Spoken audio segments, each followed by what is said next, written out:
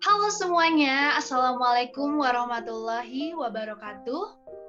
Perkenalkan, nama saya Aniken Yuliana Citra dari kelas KPI 7A dengan NIM 11840202020. Di video kali ini, saya akan memaparkan dan juga menjelaskan mengenai sinopsis film pendek yang saya buat.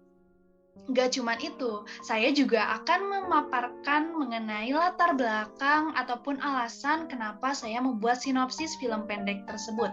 Dan yang terakhir, saya juga akan menjelaskan mengenai unsur-unsur maupun hal-hal yang harus ada di dalam film pendek atau sinopsis film pendek yang saya buat.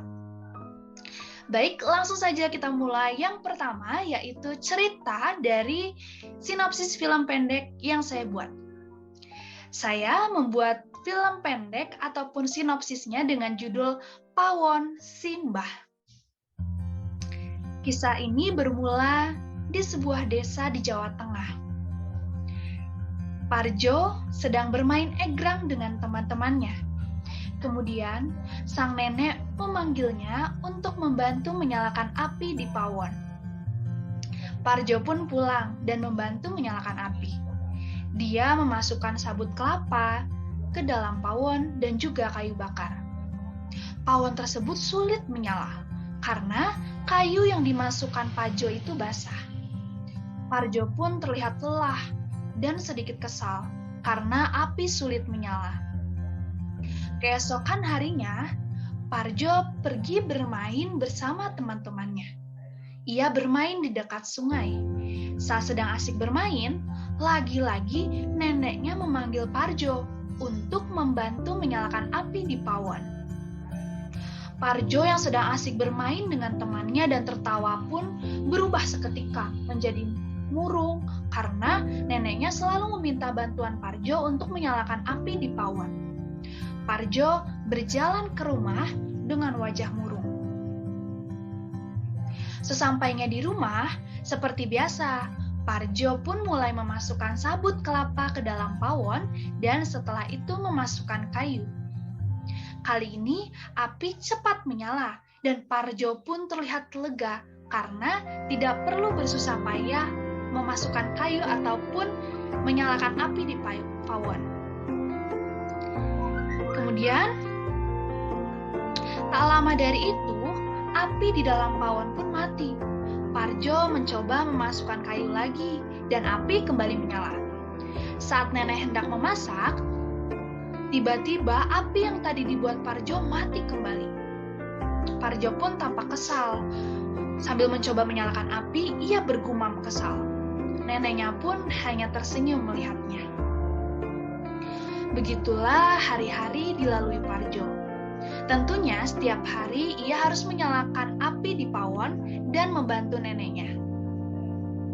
Parjo pun tumbuh besar menjadi pria dewasa dan merantau ke ibu kota. Serta ia meninggalkan neneknya di kampung. Di kota, ia tak lagi menyalakan pawon karena alat-alat jauh lebih canggih. Ia juga mulai merintis bisnis kuliner Jawa karena pebisnis ialah cita-citanya sedari dulu. Kemudian, suatu ketika, ia ditipu oleh rekan bisnisnya. Uang Parjo pun lenyap, diambil oleh rekan bisnisnya tersebut. Bisnis yang dirintisnya pun sepi pelanggan dan mengalami penurunan omset. Karena kejadian tersebut, Parjo harus menjual beberapa barangnya untuk dapat bertahan hidup. Karena bisnisnya tidak berjalan lancar, ia memutuskan kembali ke kampung untuk sementara. Saat di kampung, ia menceritakan seluruh kejadian yang ia alami kepada neneknya. Lalu neneknya mendengarkan dengan seksama. Parjo pun bertanya kepada neneknya, apa yang harus dilakukan untuk mengembalikan bisnisnya. Neneknya tidak memberikan penjelasan apapun dan malah menyuruh Parjo untuk menyalakan pawon. Parjo pun kebingungan. Ia tidak dapat saran atau masukan melainkan disuruh menyalakan pawon. Parjo kembali bertanya, "Mbah, aku nih butuh saran, bukan malah nyalain pawon gini. Dari dulu selalu saja Mbah menyuruhku menyalakan pawon, membantu Mbah, pawon saja selalu. Kemudian, neneknya menyuruh Parjo memasukkan kayu. Sambil Parjo memasukkan kayu ke dalam pawon, nenek Parjo berkata, "Jojo, kok kamu gak ngerti-ngerti dari dulu? Pawon niku duwe filosofi sing jero. Koe iso ndelok pas sepisane nguripke genine. Angel tenan, sepisan bisa gawe kayune murup. Pas genine murup, ya iso mati meneh. Sebab ketiban kayu sing gede, utawa kayune teles lan liya-liyane. Sabare genine murup, kowe nglebokke kayu sing gede lan teles, tetep iso kebakar." Parjo menyimak penjelasan neneknya sambil berpikir, apa maksud perkataan neneknya tersebut. Selang beberapa hari, Parjo pun kembali ke kota dan mulai merintis kembali bisnis kulinernya. Setiap hari, ia giat bekerja sampai tak tidur dan merancang bisnisnya. Ia merancang bisnisnya dengan sangat baik. 2 tahun berikutnya, bisnis Parjo berjalan dengan lancar, perlahan demi perlahan. Pelanggannya pun ramai dan dapat menambah pegawai. Parjo pun mampu membangun rumah megah untuknya dan merenovasi rumah neneknya di kampung.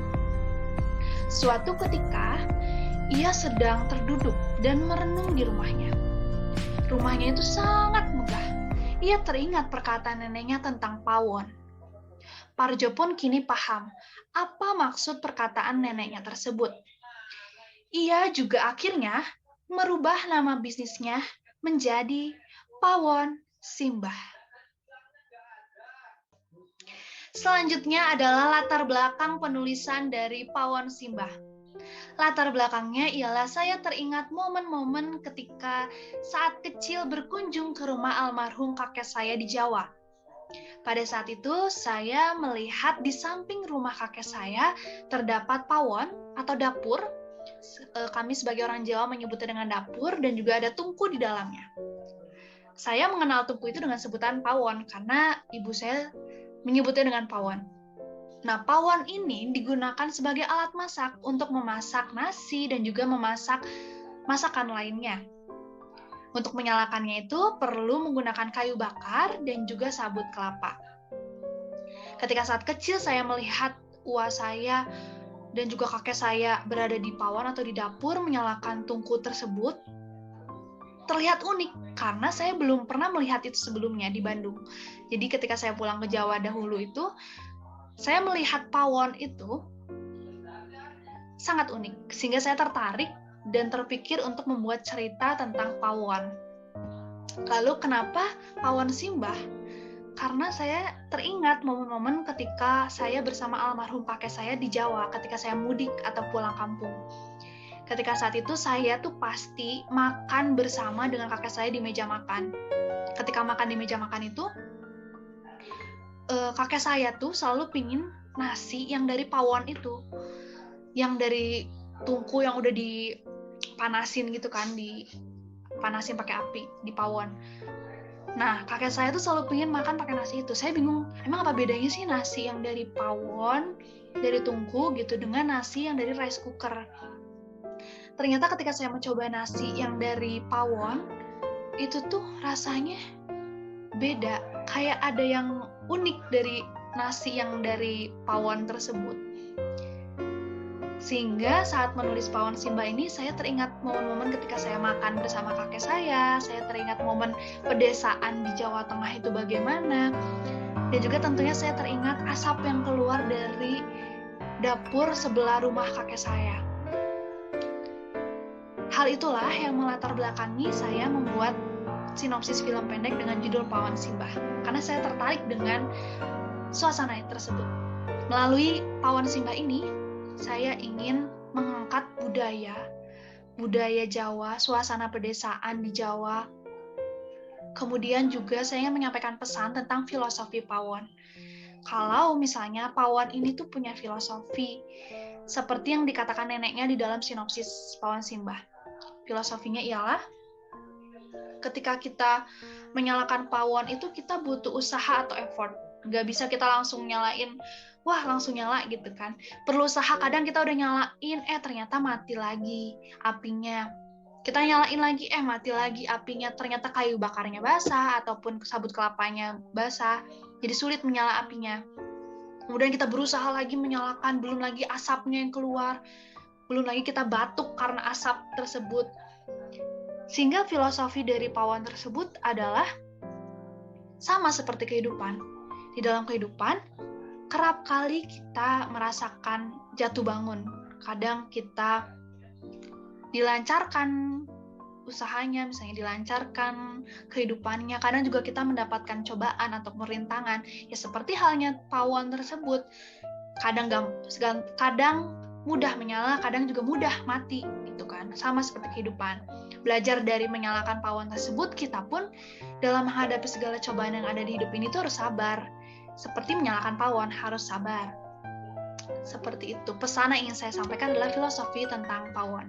Dan kenapa penokohannya saya memilih Parjo dan juga neneknya, karena yaitu saya teringat momen-momen ketika saya dahulu waktu kecil pulang ke Jawa. Dan saat ini pawon itu tuh saya rasa sudah langka, sudah jarang gitu ditemui. Karena saya sekarang kalau pulang ke Jawa pun pawon dan suasana-suasana Jawa yang dulu saya rasain tuh sudah jauh berbeda. Sehingga saya ingin mengangkat kembali budaya-budaya dan juga tradisi seperti itu. Begitu. Selanjutnya adalah unsur-unsur yang terdapat di dalam film pendek Pawan Simbah, sinopsis film pendek Pawan Simbah. Yang pertama ada latar belakang tempat. Untuk lokasi syutingnya yang terpikir oleh saya adalah satu dapur rumah neneknya. Ya tentunya rumah neneknya. Lalu ada di desa dekat sungai lokasinya itu, karena ada adegan di mana Parjo kecil atau Parjo sewaktu kecil bermain bersama teman-temannya di dekat sungai yang ada pohon-pohon dan lain sebagainya. Kemudian di perkotaan, rumah Parjo di perkotaan dan juga tempat kerjanya Parjo. Selanjutnya untuk latar waktunya ini beragam, ada yang pagi, petang maupun malam. Selanjutnya penokohan, untuk tokoh ataupun aktor yang berperan di dalam Pawan Simbah ini ada dua tokoh utamanya, yaitu Parjo dan juga neneknya. Lalu ada pemeran ataupun tokoh tambahan, yaitu rekan anak-anak teman-teman Parjo waktu Parjo kecil, kemudian rekan bisnis Parjo yang menipu Parjo. Selanjutnya sisanya itu ada pemeran-pemeran figuran untuk melengkapi cerita Pawan Simbah ini. Lalu untuk alurnya sendiri yang terpikirkan oleh saya adalah alurnya itu mundur flashback. Jadi awal videonya itu ketika Parjo sedang ditipu rekan bisnisnya. Kemudian alurnya itu flashback mundur, teringat kembali ke masa kecilnya Parjo. Ketika dia bermain bersama teman-temannya, kemudian ketika neneknya menyuruh dia menyalakan api di pawon dan dia terus-terusan disuruh menyalakan api, seperti itu. Jadi sehingga alurnya ialah mundur seperti itu. Kemudian untuk warna filmnya juga saya terpikir warna-warna yang soft, terus juga kecoklatan gitu warna filmnya terpikirkan oleh saya, karena suasananya tuh pedesaan pawon, kemudian juga kan ada asap-asap yang keluar dari pawon, seperti itu. Untuk proses syuting film pendeknya sendiri juga saya terpikirkan tentunya ada praproduksi, produksi, dan pasca produksi, dan juga membutuhkan tim untuk merealisasikan film pendek Pawan Simbah ini. Sekian yang dapat saya sampaikan. Mohon maaf apabila ada kesalahan kata ataupun yang kurang berkenan. Wassalamualaikum warahmatullahi wabarakatuh.